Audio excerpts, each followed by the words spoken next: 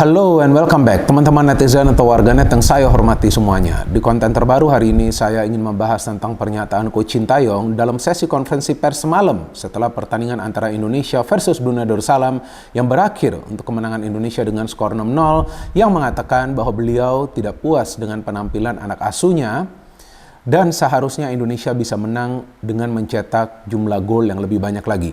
Oleh karena itu, untuk leg kedua nanti pada tanggal 17 Oktober, Coach Sintayong mengatakan bahwa beliau akan tetap memakai strategi menyerang agar timnas Indonesia bisa mencetak lebih banyak gol lagi. Artinya, walaupun Indonesia sudah menang dengan skor telak 6-0 di leg pertama, tapi tetap Indonesia akan bermain dengan strategi menyerang.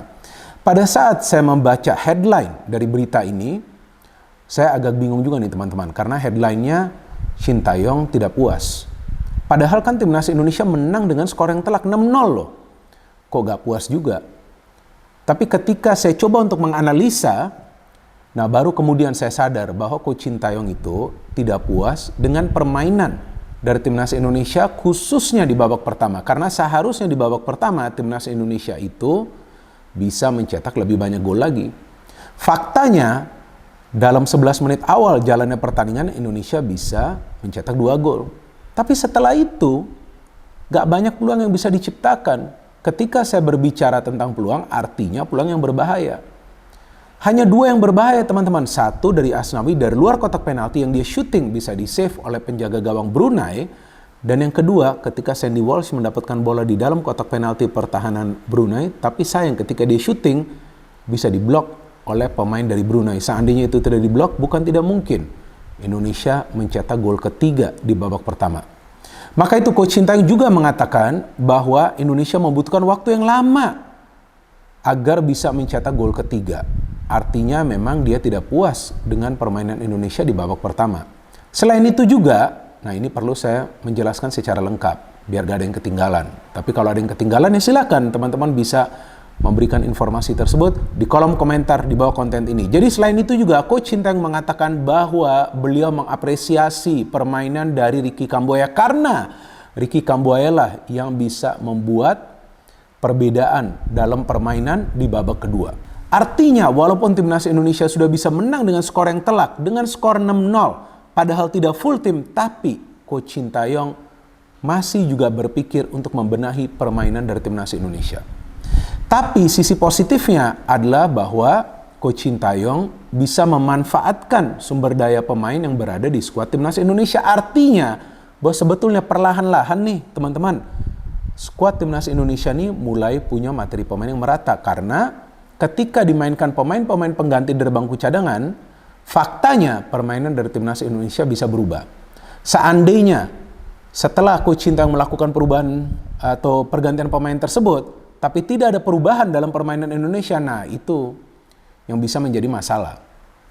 Jadi memang Coach Sintayong ini melakukan pergantian pemain berdasarkan perkembangan yang terjadi pada saat pertandingan. Jadi memang itulah kehebatan dari seorang pelatih. Ketika pelatih tersebut bisa mengantisipasi dan membaca kesulitan dari timnya di atas lapangan, kemudian melakukan pergantian pemain plus perubahan skema permainan. Karena jika teman-teman perhatikan, di babak pertama itu para pemain Indonesia lebih cepat memberikan bola ketika mereka sudah berada di tengah.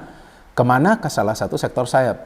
Kalau nggak ke kiri, ke Pratama Arhan, maka ke kanan yang lebih sering diberikan kepada Sadil. Tapi di babak kedua, ketika Ricky Kambuaya masuk, ketika Witan Sulaiman masuk, nah kita lihat flow of the game itu dimulai dari tengah. Karena Ricky Kambuaya dengan Witan Sulaiman berani melakukan pergerakan-pergerakan penetrasi. Jadi ketika mereka melakukan pergerakan itu, dengan demikian para pemain Brunei yang bermain di lini pertahanan atau juga di lini tengah yang memang fokus dalam defense itu mulai kocar-kacir. Mereka bingung kok bisa sekarang pergerakannya masif banget dari tengah. Maka itu Sandy Walsh juga yang bisa ikut bergerak. Sehingga ada penalti bagi Indonesia ketika Sandy Walsh itu dilanggar. Nah jadi yang menurut saya ini wajar Coach Sintayong nggak puas karena yang dia fokus ini dalam cara bermain. Dan dia harus memutar otak untuk melakukan pergantian pemain yang merupakan salah satu rencana permainan dari seorang pelatih. Jadi seperti yang pernah saya jelaskan sebelumnya, seorang pelatih itu harus punya yang namanya rencana permainan. Kalau plan A-nya gak jalan, maka dia harus pakai plan B dan kemudian plan C Nah, plan B dan plan C itu bisa secara bersamaan diaplikasikan ketika ada pergantian pemain dengan mengubah skema permainan.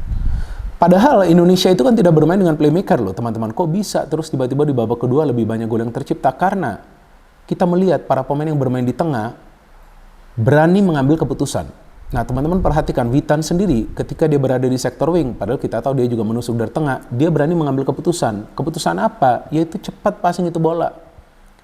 Maka itu kan dia terlibat dalam 2 proses gol Indonesia di babak kedua.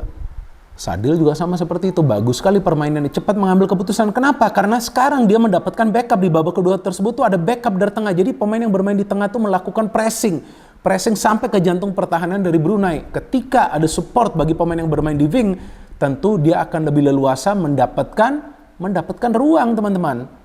Coba aja kalian perhatikan, kalian nonton ulang pertandingan ini. Di babak kedua itu Sadil, Arhan, atau juga Witan, ya mereka lebih banyak mendapatkan ruang karena tekanan dari tengah ini mulai masif. Di babak pertama, tekanannya gak masif karena ketika bola sudah masuk ke tengah, yang ada umpan diberikan langsung ke wing atau diberikan ke tengah. Tapi dari tengah tidak ada suplai bola yang akurat.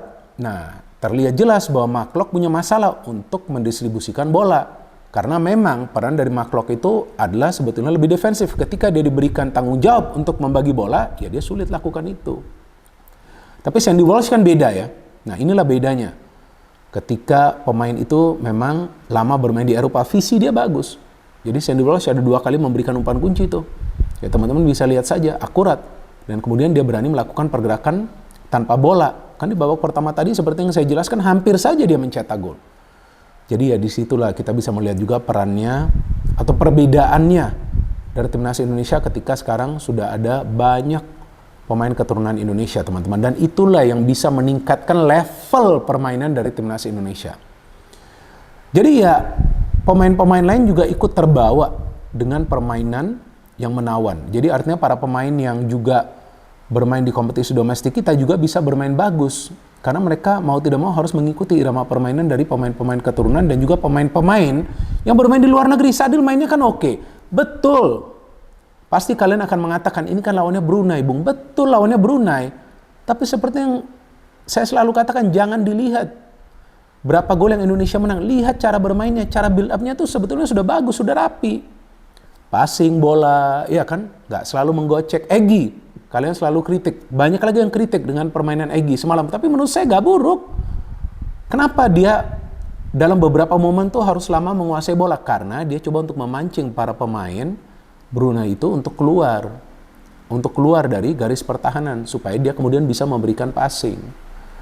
Jadi ya Coach Sintayong ini memang adalah pelatih yang berbeda banget, teman-teman. Pokoknya yang dia inginkan para pemain passing tuh bola, bergerak cari ruang, ketika dapat momen untuk mengambil keputusan, ambillah keputusan tersebut.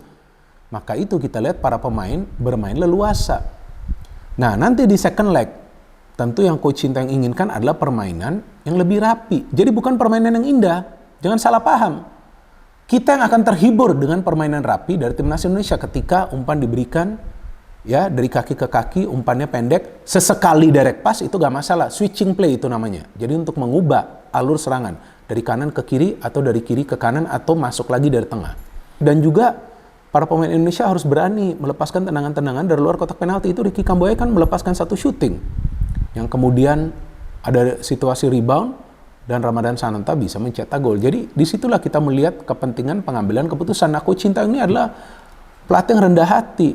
Jadi dia memang memahami kerja keras dari para pemain. Saya masih ingat ketika timnas Indonesia itu menang lawan Chinese Taipei, timnas Indonesia U23 kan dengan skor 9-0, dia mengatakan secara jujur bahwa sepak bola Indonesia berkembang lebih baik daripada sebelumnya dan berada dalam jalur yang tepat. Serta dia juga berterima kasih kepada semua pemain dan juga official. Itu dong baru pelatih. Jadi gak sok tahu, gak arogan. Wah hebat, timnya menang.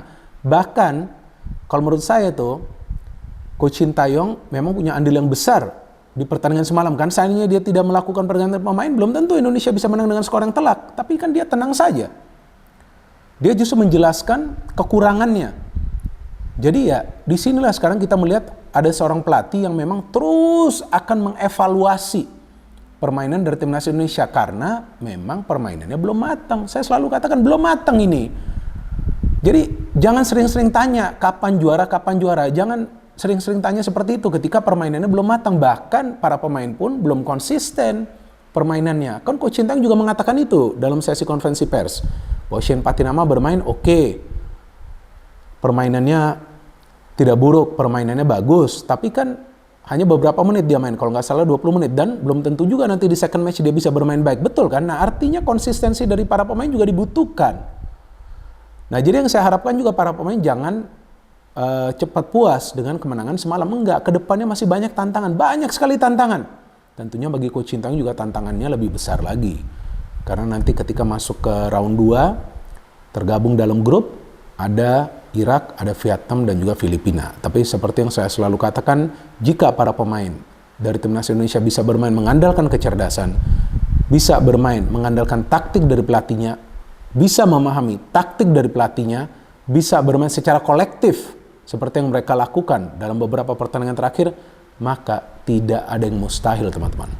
Dan kita sebagai pemain ke-12 wajib support mereka.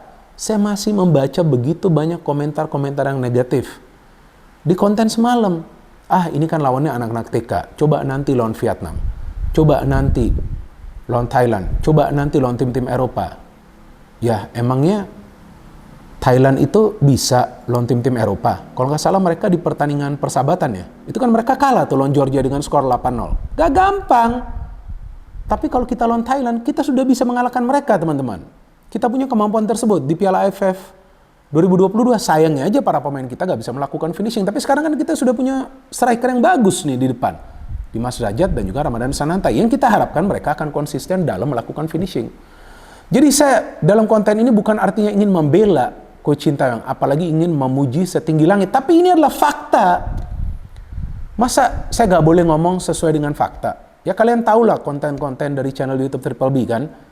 Bung Binder itu selalu bicara berdasarkan fakta. Karena Triple B itu teman-teman bukan saja singkatan dari bola Bung Binder, tapi juga artinya Binder bukan buzzer. Senggol dong! No hate, no politics, only football. Salam sepak bola.